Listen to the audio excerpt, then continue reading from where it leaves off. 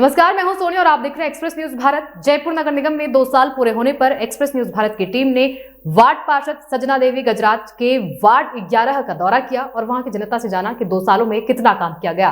इस दौरान जनता ने क्या कुछ कहा, देखिए इस रिपोर्ट में। आपके जो पार्षद है उनका बढ़िया है, बढ़िया है। बढ़िया रहा। हाँ, कोई समस्या आपके वार्ड कोई में? समस्या नहीं। साफ सफाई रहती है वार्ड में? बढ़िया बढ़िया साफ सफाई व्यवहार दिख रही। कैसा है पार्षद का? बढ़िया है। बढ़िया है। अश्विनी कुमार गोयल। कार्यकाल कैसा रहा आपके जो पार्षद है उनका? बढ़िया एकदम। कोई समस्या आपके वार्ड में? नहीं, पिछले 2 सालों में कुछ काम हुआ आपके वार्ड में? तो काम हो रहा है रेगुलर, जिस चीज की जरूरत पड़ रही है तुरंत हो रहा है। नाम आपका? राम नारायण। पार्षद का कैसा कार्यकाल रहा? बहुत बढ़िया, व्यवहार कैसा है पार्षद का? बहुत बढ़िया। कोई समस्या लेकर जाते हो सुनवाई होती है? हाँ बिल्कुल, खड़ा ही रह, जैसे खड़ा ही रहता है। हाँ। परबदाल सेन है। आपके जो पार्षद है उनका कार्यकाल कैसा रहा? कार्यकाल बढ़िया है सजना चौधरी का। कोई समस्या लेकर जाते हो सुनवाई होती है? तो समस्या तो अपने दूर हो जाती है बराबर फटाफट।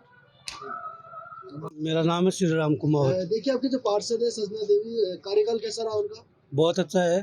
कोई समस्या लेकर जाते हो सुनवाई होती है? बिल्कुल होती है साहब। पिछले 2 सालों में कुछ काम हुआ आपके वार्ड में? बहुत कुछ हो रहा है। काम क्या हुआ फिर? ये रोड लाइट वगैरह है इनका। पहले लाइटें वगैरह नहीं थी, अब रोड लाइट। कोई समस्या आपके वार्ड में? नहीं, कोई समस्या नहीं है साहब। व्यवहार कैसा है पार्षद का? बहुत अच्छा है व्यवहार। वार्ड नंबर 11 का दौरा करने के बाद अभी हम मौजूद है वार्ड नंबर 11 के पार्षद प्रतिनिधि के पास, जिनका नाम है सतपाल गजराज। आइए जानते हैं पिछले 2 साल में यहाँ के जो पार्षद प्रतिनिधि हैं इन्होंने कितना क्या कार्य सफल किया है और क्या समस्याएं बची है। सबसे पहले तो एक्सप्रेस न्यूज भारत पर स्वागत करना चाहूंगा और मैं आपसे जानना चाहूंगा कि कार्यकाल कैसा रहा आपका?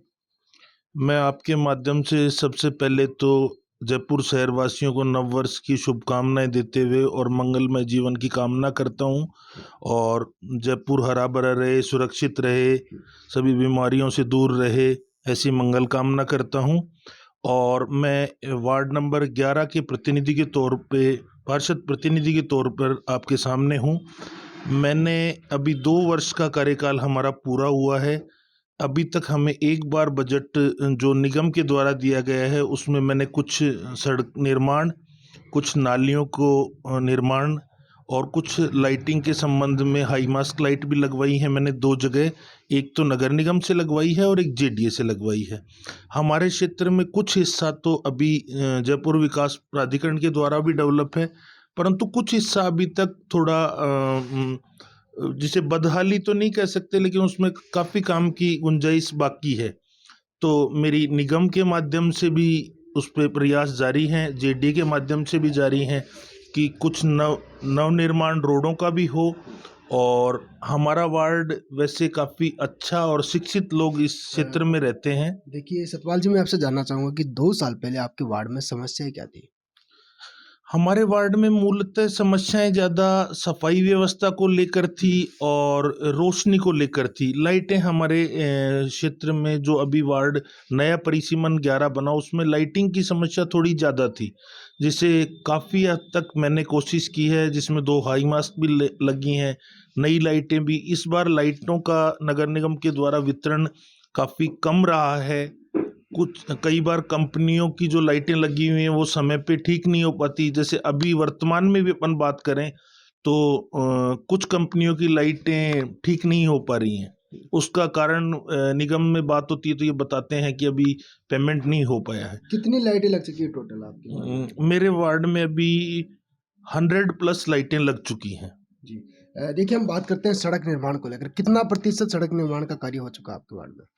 मेरे वार्ड में अभी मूलतः 4-5 सड़कें नई सीसी बनवाई गई हैं।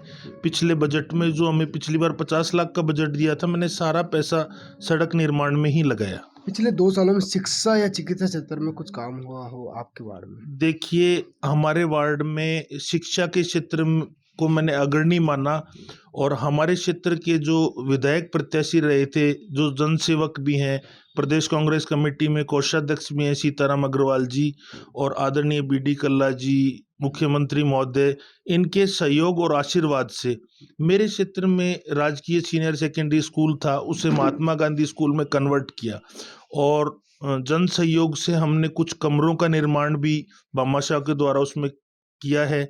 और मुझे आशा है कि इस शिक्षा के क्षेत्र में वार्ड नंबर 11 की ये स्कूल एक नए आयाम स्थापित करेगी।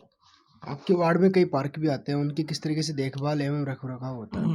देखिए, पार्कों का देखभाल और रख रखाव में निगम की कुछ लापरवाहियां सामने लगातार आती रही हैं, जिसके बारे में हमने हमारे उपायुक्त महोदय को भी अवगत कराया है।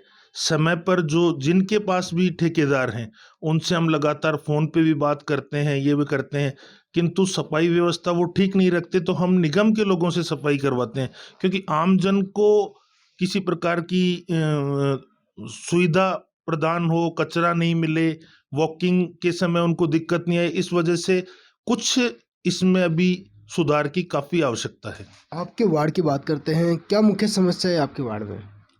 हमारे वार्ड में मुख्य समस्याएं कुछ ऐसी हैं कि हमारा वार्ड मेरे आसपास के वार्डों की तुलना में कुछ क्षेत्रफल की दृष्टि में बड़ा है, और इसमें लगभग 24-25 कॉलोनियां हैं इसमें।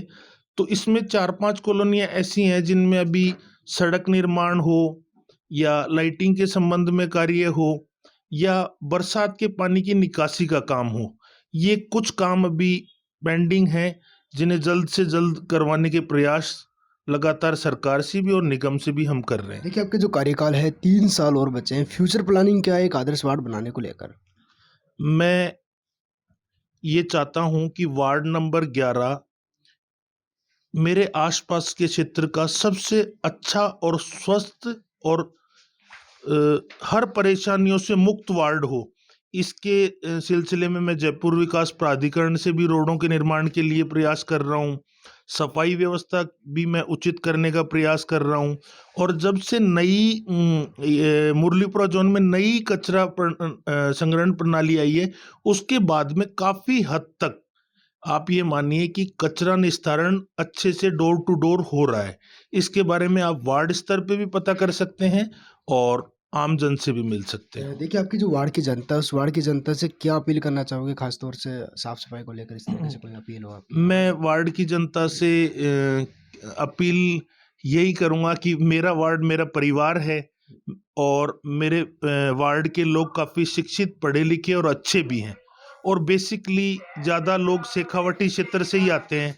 तो उनसे मैं उम्मीद यही करता हूँ कि वो समय पर गाड़ी आती है, कचरा गाड़ियों में ही डालें, और डालते भी हैं। हमारे वार्ड में अगर किसी प्रकार की पेड़ों की कटिंग या कोई कचरा अतिरिक्त कहीं पे डल भी जाता है, तो उसे समय पे उठवा दिया जाता है। 2023 के विधानसभा चुनाव की हम बात करते हैं, किस तरह से देखते हैं? क्या लगता है आपको कि आपकी जो पार्टी है रिपीट हो पाएगी? देखिए, अगर 2023 की हम बात करें तो इससे पहले अपन सरकार के कार्यकाल की बात करेंगे। अगर एक सच्ची ईमानदारी से ये देखा जाए तो सरकार का जो कार्यकाल है वो बेहतर कार्यकाल रहा है। इसमें कार्यकाल में 1-1.5 साल कोविड ने भी प्रदेश को नहीं, पूरे देश को तकलीफ प्रदान की, लेकिन हम फिर से संभल कर सरकार भी काम करने लगी, आमजन में भी विश्वास पैदा हुआ। चिरंजीवी योजना ले लीजिए, ये महात्मा गांधी स्कूल खोलने के वो ले लीजिए, सरकार के जो निर्णय रहे हैं वो काफ़ी अच्छे हैं। भर्तियों की भी देख लीजिए आप, काफ़ी अच्छी स्थिति में। आप पिछले आंकड़े को उठा के देखेंगे तो मतलब आपको ये महसूस होगा कि ये भर्तियां अच्छी हो रही हैं। हाँ, कुछ मामले पेपर लीक के जो हैं उसके बारे में सरकार ने त्वरित कार्रवाई की है। मैं तो ये मानता हूं कि बेरोजगारों के लिए इस सरकार ने उचित कदम उठाया है, और मुझे उम्मीद है कि 23 में रिपीट होगी गवर्नमेंट। 2023 के विधानसभा चुनाव को लेकर विद्याधर विधानसभा जो है उसको लेकर क्या कहोगे आप?